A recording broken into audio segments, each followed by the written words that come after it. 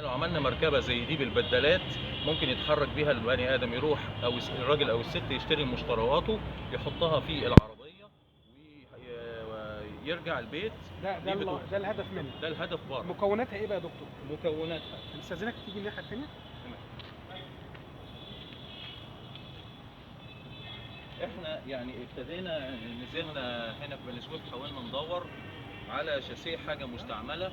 العمليه هنا ما كانتش متيسره قوي، فنزلنا السبتيه في القاهره، اشترينا شاسيه قديم بتاع عجله ثلاثيه اللي هو اللي تحت ده، خرده تقريبا او مستهلك، ترشيدا للنفقات. يعني الشاسيه ده الشاسيه القديم اللي هو الصغير لحد هنا كده، تمام، لحد هنا. وابتدينا ان احنا نبني عليه التصميم بتاع الجسم الجديد بتاعنا، بمكان الكرسي، بوحده التخزين الخلفيه. جبنا في ده صندوق للاغراض. احنا دي مساحه تخزين نقدر نقول. تمام. فاحنا دلوقتي جبنا في مواصفه قياسيه اساسا عالميه موجوده، بتتكلم عن ان احنا الستاندرد بالنسبه للمركبه اللي هي احاديه الراكب، العرض حوالي 80 سم او 81 سم، احنا عندنا 80 سم بالظبط. الطول بيتكلم في 176 سم، احنا عندنا 180 سم بالظبط.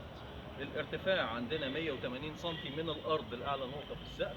فاحنا نعتبر متماشيين الى حد كبير مع المقاييس او المواصفه العالميه اللي شغاله على ذلك. عندنا مساحه تخزين 60 في 80. مساحه التخزين دي بتسمح ان احنا نحط الماكيتات بتاعتنا، نحط الشنط بتاعت الظهر. انا حاطط الشنطه بتاعتي والجاكيت اهو ورا عشان اسوق وتبقى الدنيا خفيفه بالنسبه لي. البنات والشباب بيقدروا يسوقوها على حد سواء، مفيش بالنسبه لهم مشكله. ابتدينا هنلاقي ان احنا الجزء المساحه الاماميه دي كلها اتزودت عن الشاسيه الاصلي، يعني مضافا اليها، عشان المساحه الخلفيه اللي فيها الصندوق دي في نص متر زاد ورا عن الشاسيه الاصلي، فالدنيا كبرت الى حد كبير. في عندنا الجزء الامامي ده رف ممكن احط عليه الموبايل بتاعي، ممكن اشغل USB اسمع اغاني وانا شغال، احط مناديل كلينكس، احط هيدفون.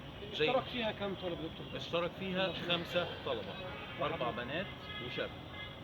تكلفتها تقريبا قد ايه؟ تكلفتها تقريبا بالنسبه للعينه الاولى، دي ماده تصميم العينه الاولى، فاحنا بنعمل عينه اولى من المنتج، اتكلفت حوالي 6000 ونص. ودي تكلفه طبعا يعني بالنسبه لسعر الدولار النهارده ما تعتبرش مرتفع قوي يعني النهارده، يعني هو الرقم اللي فيه الافات دايما بيخض. لكن لما تبص النهارده كل الادوات، سكتش الكانسون اللي كان الناس بتشتريه ب 40 جنيه وب 35 جنيه النهارده وصل 100 جنيه. فانت يعني النهارده يعني احنا غرضنا ان احنا نحاول تعميم هذه الفكره لما لها من مردود ايجابي بيشجع على ممارسه الرياضه. اي حد يا دكتور ممكن يستخدمها؟ اي حد ممكن يستخدمها. احنا عندنا بنتين هم من اصل الباقيين موجودين بره، ممكن انها تركب وتسوق وتفرجوا يعني. تمام. طيب ثواني اقول، اتفضل.